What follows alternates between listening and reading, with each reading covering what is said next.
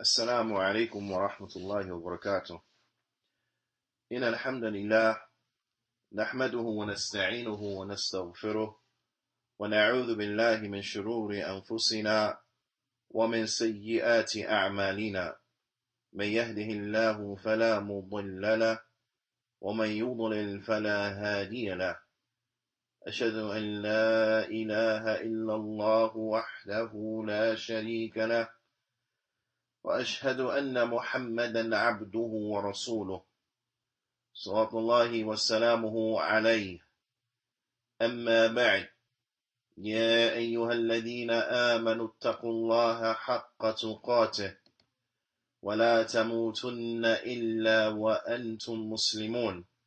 يا أيها الناس اتقوا ربكم الذي خلقكم من نفس واحدة وخلق منها زوجها وبث منهما رجالا كثيرا ونساء، واتقوا الله الذي تساءلون به والأرحام إن الله كان عليكم رقيبا.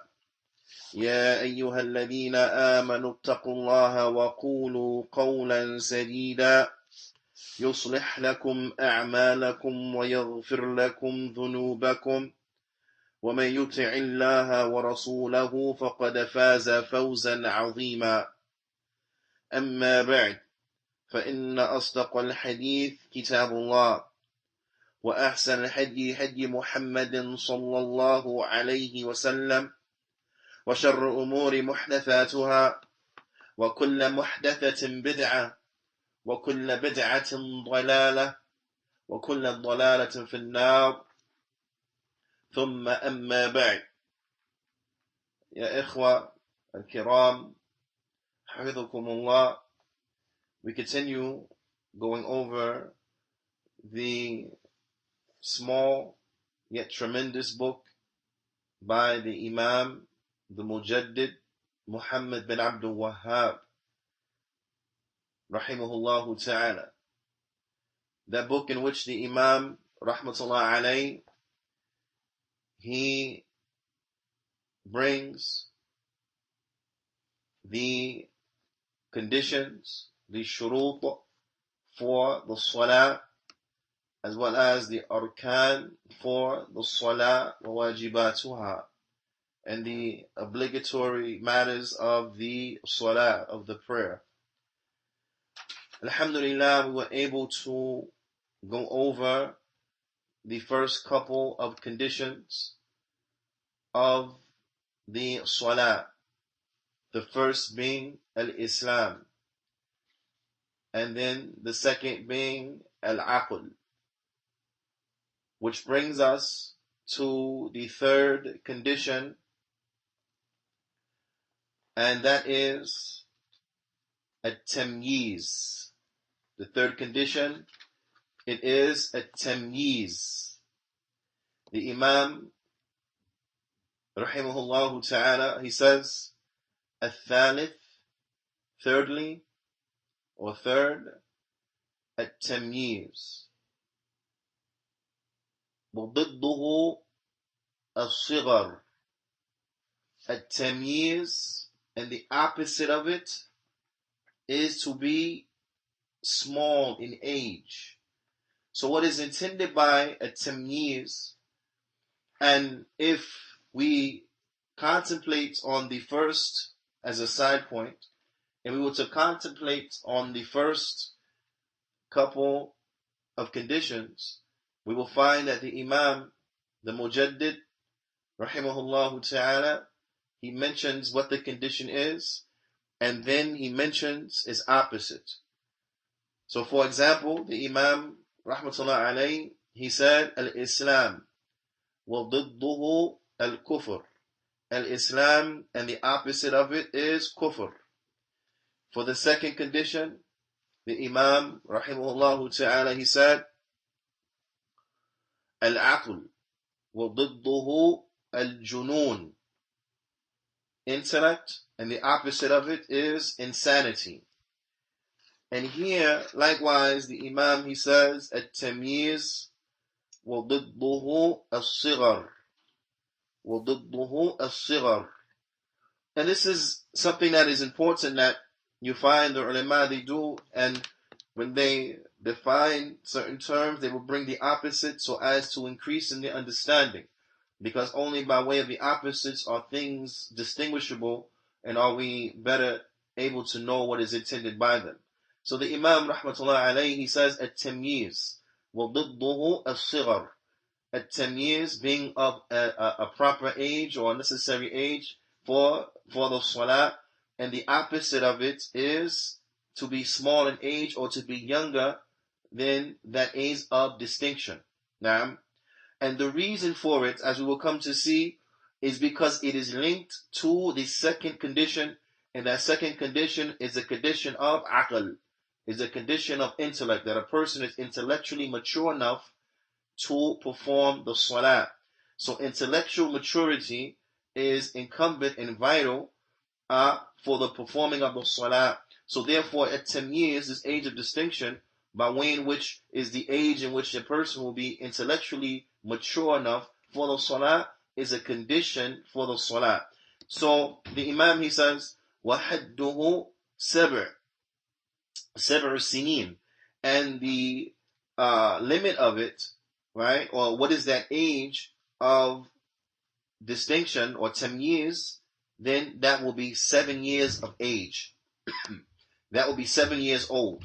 Now, ثُمَّ يُؤْمَرُ بِالصَّلَاةِ. So when they're 7 years of age, then we should encourage our children to pray. Now, when they're 7 years of age, we should, the Shaykh, he says, the Imam, he says, يُؤْمَرُ, then we would command our children to pray. And we'll come to understand exactly what is intended by the word يُؤْمَرُ, that we would command our children to pray when they reach 7 years of age. And this is according لِقَوْلِهِ sallallahu alayhi wasallam, according to the statement of the Prophet sallallahu alayhi wasallam, مُرُّوا أَبْنَاءَكُمْ بِالصَّلَاةِ لِلسَّبْعِ وَاضْرِبُوهُمْ عَلَيْهَا لِعَشْرٍ وَفَرِّقُوا بَيْنَهُمْ فِي الْمَضَاجِعِ. The Prophet sallallahu alayhi wasallam, he said in this hadith, and command your children to pray when they are 7, and beat them with regards to the prayer when they are 10, and separate their beds. At that age of 10, we will have to separate the beds, meaning that everyone should have his own bed where he sleeps. He should have his own sleeping area, and it should not be shared with his brothers and sisters and so on and so forth, but they should have their own area designated for them to sleep. Now, they should have their own area that's designated for them to sleep. This hadith is a hadith that is sahih. هو hadithun sahih. This hadith is authentic.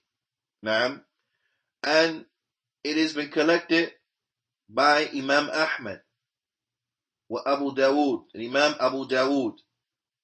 And it's from the hadith of Abdullah bin Amr radiyallahu ta'ala anhuma. And it's also been collected by Imam Abu Dawood min hadith Sabrah bin Ma'bad al-Juhani, from another narrator, been collected by Abu Dawood. And for more on this, an individual, he could refer to Irwa al-Ghalil. Ala kulli hal, this hadith is a hadith that is authentic. It is a hadith that is authentic. The great Allama Muhammad Aman al-Jami, rahimahullah ta'ala, he says, as-saghir, the one who is small, alladhi duna sab' la ya'qul. He said that the one who is small and he's under 7, then he won't have the, for lack of a better term and or translation, he won't have the intellectual maturity. He won't have the intellectual maturity for the salah. نعم. ولذلك أمرنا أن نؤمر أولادنا بالصلاة للسبع. He said, and for this reason we have been commanded to order our children to pray when they are 7. We have been commanded to order our children to pray when they are 7. لأنهم قبل ذلك لا يعقلون. Because before this they don't have the intellectual maturity. Before this they don't have the intellectual maturity. نعم. And for parents, for the fathers and the mothers, they know this to be the case. How many of the children, and we mean in general, you always have your exceptions to the rule, نعم. But in general, you will find that children under this age, many of them don't even have the wherewithal to be able to stand for full prayer. They don't have even the wherewithal to stand there and the discipline to stand there for full, complete prayer. But they'll leave some time doing the prayer and so on and so forth because they're at an age where they're not intellectually mature enough to do what is required as it relates to the prayer. فَحَدُّهُ سَبْعَ سِنِينَ. So the limit of this age of intellectual maturity, then it will be 7 years of age. ثُمَّ يُؤْمَرُ بِالصَّلَاةِ. And then at this time we will command them to make the prayer. لِقَوْلِهِ صَلَّى اللَّهُ عَلَيْهِ وَسَلَّمَ. According to the statement of the Prophet sallallahu alaihi wasallam, مُرُّوا أَبْنَاءَكُمْ بِالصَّلَاةِ لِلسَّبْعِ وَاضْرِبُوهُمْ عَلَيْهَا لِعَشَرٍ وَفَرِّقُوا بَيْنَهُمْ فِي الْمَضَاجِعِ. That command your children to pray when they are 7, and beat them as with regards to it when they are 10, and separate their sleeping quarters, separate their beds. هذه أداب إسلامية. The Shaykh, he says, this is the Islamic mannerisms. This is the Islamic mannerisms. ينبغي التقيد بها, that we have to stick to it. This is the way that as Muslims we are to rear our children. As you find in the West, وَعِيَاذُ بِاللَّهِ, many of the parents, and in particular the mothers, they baby their children and they spoil them beyond what is due, and they take it too far. So a child can be 7 years of age and they're being treated as if they are 4, or treated as if that they're 3, always just a little baby. And even the terminology and terms in which are used are inappropriate, because this may have an adverse effect upon the psyche of that particular child.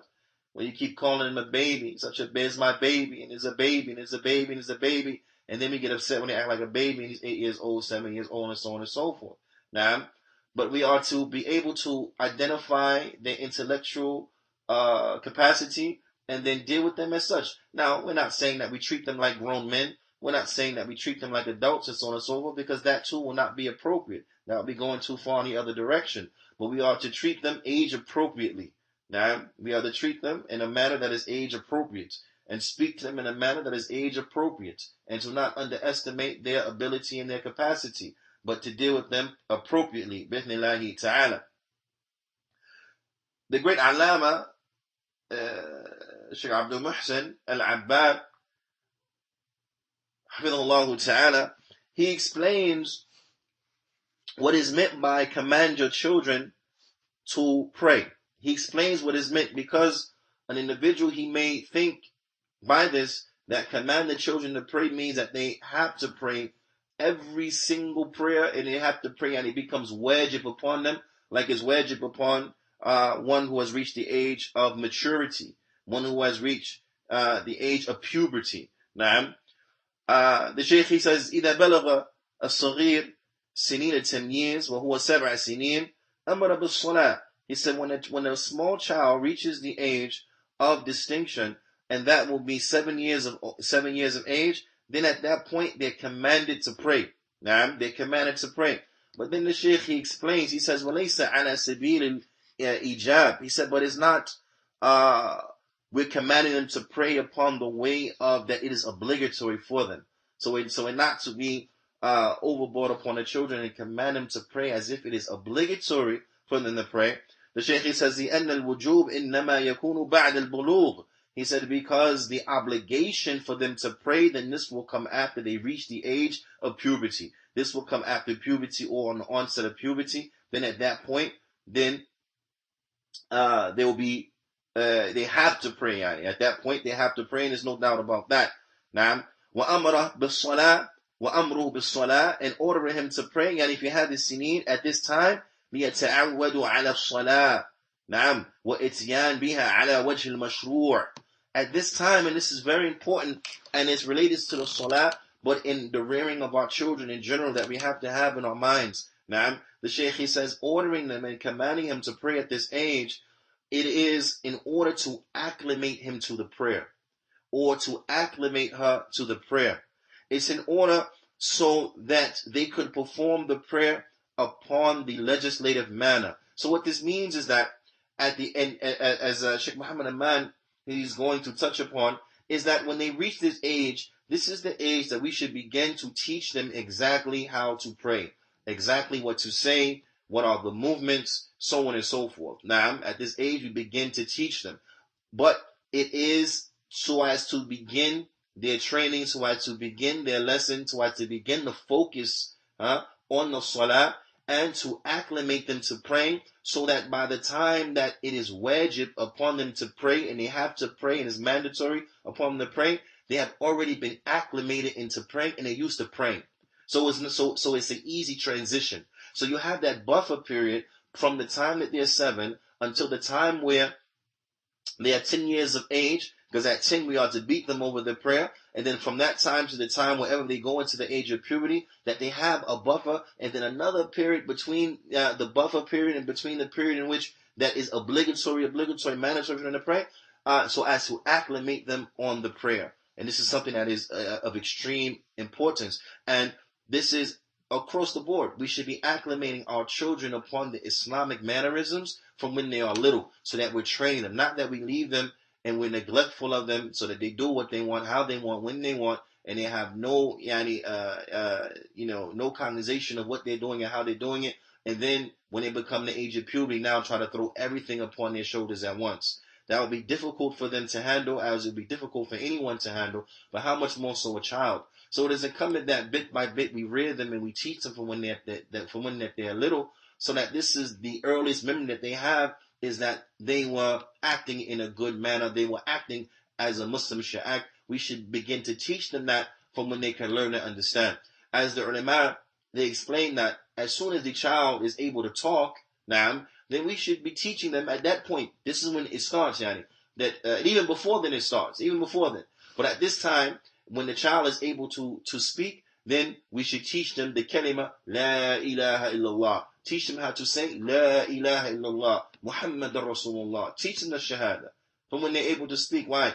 Because the whole of their life, you want to acclimate them to being good. And this is what enters into rearing them in a proper manner. This is what enters into rearing them in a proper manner. Likewise with the covering.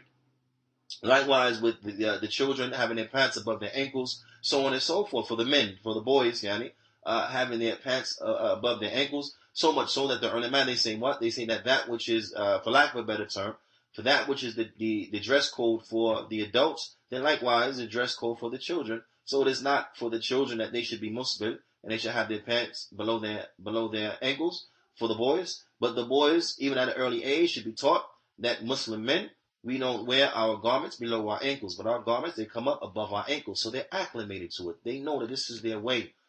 This is from what it means to be a good parent and to raise our children properly. And it's part of us as parents to do our best, to raise our children in a manner that is appropriate, in a manner that is legislated. Now, when the children get big, and the angels are writing for them, and whatever decision they make. But we will be absolved if they choose to go down the wrong way. And may Allah subhanahu wa ta'ala protect all of our children and guide them to that which is correct. May Allah subhanahu wa ta'ala protect our children and guide them to what He loves and that which He is pleased with. But if they decide to go the wrong way, well, then that's on them. We did our part in calling them and to raising them correctly, and we tried our best to show them what is right. But if they themselves choose something that is not correct, then that will solely be on them. We don't want to be a party, an accessory to anyone being misguided, especially our children. على كل حال, the great Allama, Sheikh Abdul Muhsin Al-Abbari goes on and he says, وَإِذَا بَلَغَ 10 سِنِينَ تَأَكَّدَ أَمْرُهُ بِهَا وأدم على ذلك بالضرب غير مبرح. He said, and when they reach the age of 10, then we will reinforce that command, and that is by hitting them with a hitting that does not leave any type of marks, does not leave any type of bruising or anything like this, but a hitting so as to show them our displeasure. But it is not a hitting, to show them our displeasure for what they're doing and leaving off the prayer and not being serious about their prayer. But not a hitting that is intended to hurt them or to cause them pain, but as to show them that we are not pleased with what they're doing and what they're doing is not acceptable. So then we are to spank them lightly for leaving the prayer and not praying how they should be praying. Now I'm at the age of 10. And it says, according to the hadith of the Prophet sallallahu alaihi wasallam, murru abana'akum bis-salat lis-sab'i, and command your children to pray when they are 7, to the end of the hadith. Sheikh Muhammad al-Man al-Jami al-Allama, he says, وَأَمْرُ الطِّفْلِ بِالصَّلَاةِ لِلسَّبْعِ is very important point I want us all to pay very close attention to.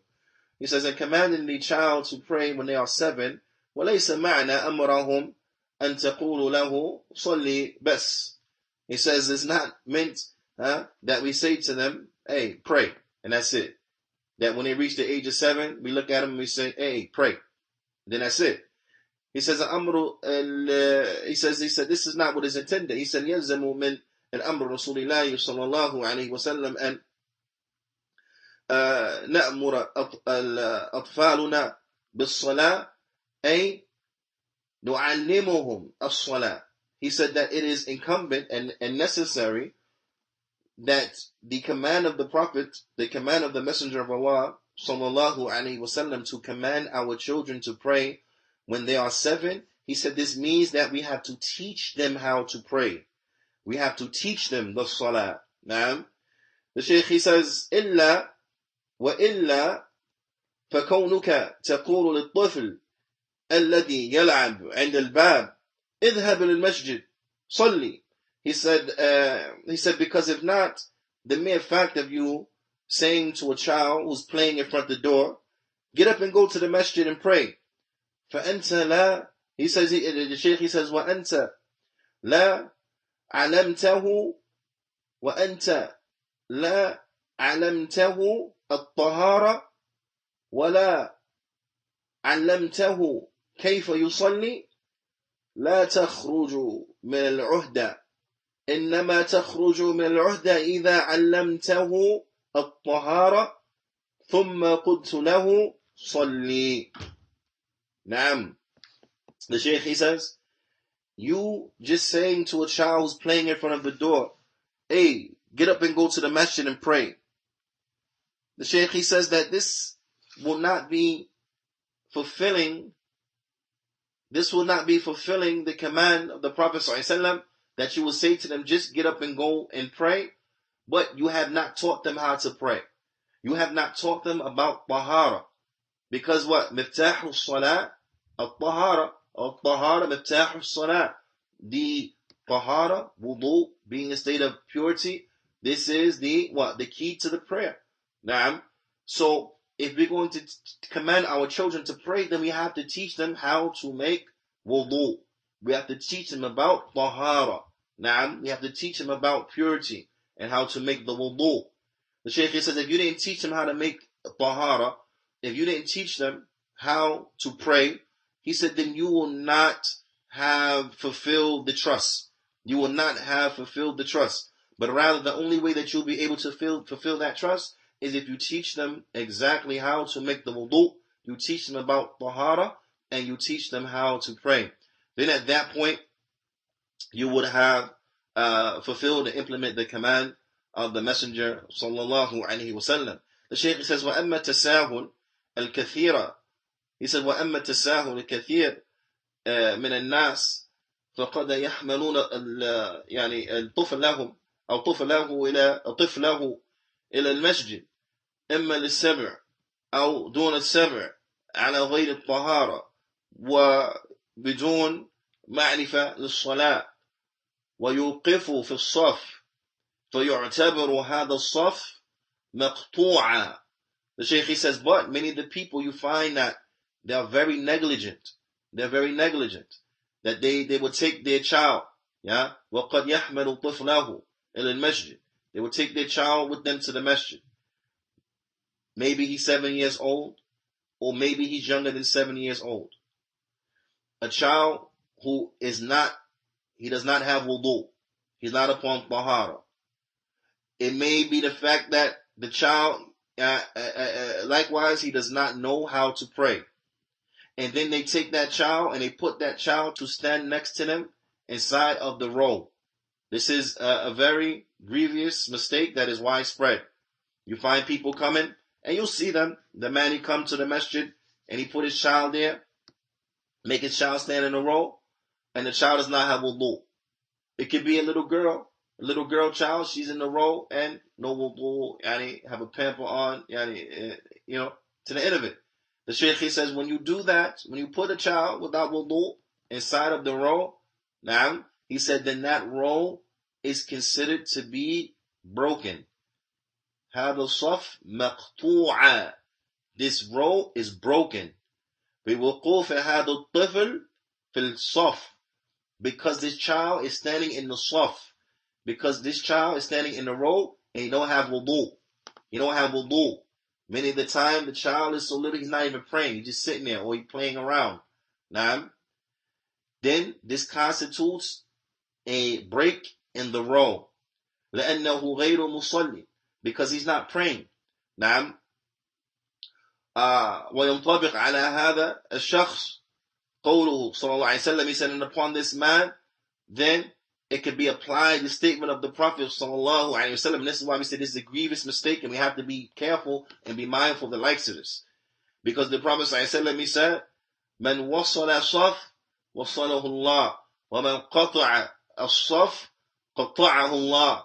That whoever joins the row, then inshallah, they'll be joined. Allah will join them, or for lack of a better term in our translation, whoever joins the row, they will join. Be joined with Allah, and whoever breaks the row, then he'll be disconnected from Allah. Whoever breaks the row, then he'll be disconnected from Allah. Now, whoever joins the row, he'll be connected to Allah, and whoever breaks the row, he will be disconnected from Allah. Now, so this is something that is serious, and this is what the ulama, they mentioned al-jaza min jins al-amal, that the action or that the reward will be appropriate to the action, or the punishment will be appropriate to the action, depending upon the context and that which is being spoken about. فَتَحْمِلُ طِفْلًا لَا يَعْقِلُ الصَّلَاةِ. He says, so they bring a child who does not have the intellectual capacity for the prayer. They don't have the mental maturity for the prayer. وَيُوقِفُ فِي الصَّفِّ الْأَوَّلِ. And they'll bring him and they have him stand in the first row. خَلْفِ الْإِمَامِ معك. He's standing in the first row with you behind the Imam. وَالنَّاسِ تَسْكُتُ مُجَامَلَةً وَهُوَ لَيْسَ فِي الصَّلَاةِ. He said, and the people, they'll be quiet. They'll be quiet what? Just as an appeasement and a flatterization for this individual. They don't want to say nothing. They don't want to get involved. They don't want to start no problems. So the people, they don't say nothing. So you can't use as a proof and say, but I've been doing this for years and no one has ever said anything. Most cases, people are not going to say anything. Now, they're gonna turn a blind eye to it. But this is not something that is correct. It's something we should be very cautious about. رُبَّمَا لَيْسَ عَلَى الطَّهَارَةِ. He said the kid, he may not be upon tahara. The Shaykh, he says, حَتَّى فِي بَدَنِهِ. He said, even, meaning, he's not upon tahara, he don't have wudu, but he might even have najasa on his physical person. He might even have impurities on his physical person. لأنك أخذته من أمام البيت قبل أن تعلمه الطهارة والصلاة. هذا تصرف خطأ. The Shaykh, he says, he may even have on himself things that are impure. Now, impurities. He said, why is this? He said, because you took him from in front of the house. You just walked by, you took him from in front of the house without teaching him, before you taught him how to make wudu, and before you taught him how to pray. The Shaykh, he says, in this action, this is not correct. this is wrong. This type of action and these type of things, then this is wrong. The Shaykh, he says, فَالْوَاجِب. So what is wajib? And تُعَلِّمَهُ فِي الْبَيْتِ كَيْفَ يَتَطَهَّرْ وَكَيْفَ يُصَلِّي. He says, so what is wajib is that you teach him in the house how to pray or how to make wudu. You teach him in the house about tahara, and you teach him when he's in the house how he is to pray, how to pray. And this is in general, ya ikhwa, ya ma'ashar al-ikhwa, this is in general, that when it comes to the masjid, we should teach our children from inside the house the proper way they are to be in the masjid.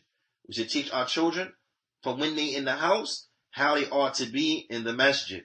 Now, and of course, at the head of this is we teach them how to make wudu. We teach them how to pray. We teach them what to say in the prayer, the movements of the prayer, and so on and so forth. We teach them how they should act in the masjid. But what we see from a lot of parents as it relates to the neglect, then this is not proper. They will leave their children to be reared by the television, to be reared by YouTube, to be reared by whatever, wa'iyadu billah, and then they bring the child to the masjid, and a child starts acting up because he don't know, he was never taught. She doesn't know, she was never taught. The parent gets embarrassed now because the child is acting a fool in the masjid, and now they want to be harsh with the child. Now they want to reprimand the child. Now they want to put the child in timeout, and so on and so forth. When the reality of it is that child acting in that manner, then that's the fault of the parent, because the parent did not train that child. The parent did not teach that child prior to coming to the masjid the mannerism that they ought to be in the masjid. How to sit still in the masjid, how to not disturb people when they're praying in the masjid, how not to walk in front of people when they're praying, and so on and so forth. These are lessons that we have to teach our children in the home. Now, if we try to teach them in the home and the child forgets, it's a child and children forget, then we should be easy with the child, take into account their age, that they forgot their child, and then at this point we remind them. Remember what I told you in the house about how you don't walk in front of people. You remember this, you remember that. You remember I told you don't make noise, you don't disturb people, and so on and so forth. Now it's a reminder. Now, but to leave off this lesson in totality and now get to the masjid and want to be harsh with the child because the child is acting out in ways in which they don't know they should act, then this is not correct. This is the fault on the parent. This is a shame on the parent. This is not to be on the child, because it's a child and children do what children do. So this is something that is very important, that we have to rear our children, and we have to make an effort to rearing our children how to pray. And this is also an encouragement for those who are responsible to make sure that there are lessons and to make sure there are classes that are offered and available, so that the children of a particular district or a particular who attend a particular masjid, then they can be taught the likes of these things with other children if need be, which is an aid and assistance to the parents, because they're able to reinforce and to go over these things likewise in the house. And these are certain things that are very good, that we have to make sure are essential aspects of each and every one of our communities, from teaching the children how to pray, teaching the children of tahara, teaching the children the Qur'an, having tahfidh al-Qur'an, Qur'an memorization programs in schools, and so on and so forth. These are all aspirations that we should all be aspiring for each and every one of our communities, not just we just inspire for a masjid and that's it. The masjid is empty, except for on Jumu'ah and except for a prayer here and there. No, but that the masjid is a place that is vibrant, is always, people are always making an ibadah therein. There are always classes and lessons and learning therein, and so on and so forth. These are dreams and aspirations that we should be striving to attain and to reach, bi'ithnillahi ta'ala. Al-Allama Muhammad Aman al-Jami says, فَإِذَا بَلَغَ الطِّفْلُ 10 السِّنِينَ, he said, when a child reaches 10 years of age, وَحَصُلَ مِنْهُ النَّوْعُ مِنْ عَدَمِ الْإِمْتِثَالِ, he said, and there comes for him something from not implementing and performing as relates to the salah and performing of salah. Na'am.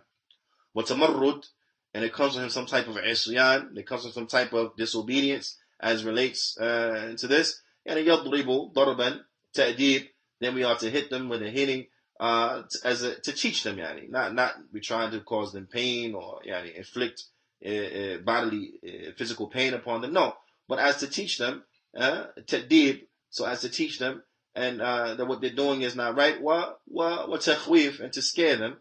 and to scare them. Naam, hatta yusalli, to scare them and to teach them what is correct, and so that they know the importance of the prayer, and until they pray. مع محافظة عليه, so that they are taught to be steady upon the prayer.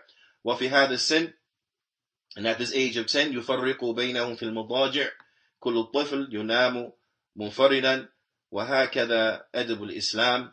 He says, and at this age we separate their beds so that every child, they sleep by themselves, and this is the Islamic mannerisms. This is the Islamic mannerisms. And these are things, again, that we have to reinforce into our children so that they are reared properly, they are reared on the mannerisms and the morals of Islam, so that their quote-unquote moral compass, for lack of a better term, is tuned to the Islamic moral compass, and they're not influenced by the society that we are in. Wa'iyadu billah. May Allah subhanahu wa ta'ala protect all of us from the ill effects of this society in which that we are living in here in America. Then the Imam, rahimahullah ta'ala, he goes on to mention the next condition, the fourth condition. ولكن نتوقف هنا فنكتفي بهذا القدر، وصلى الله وسلم على نبينا محمد وعلى آله وصحبه أجمعين، وجزاكم الله خيرا.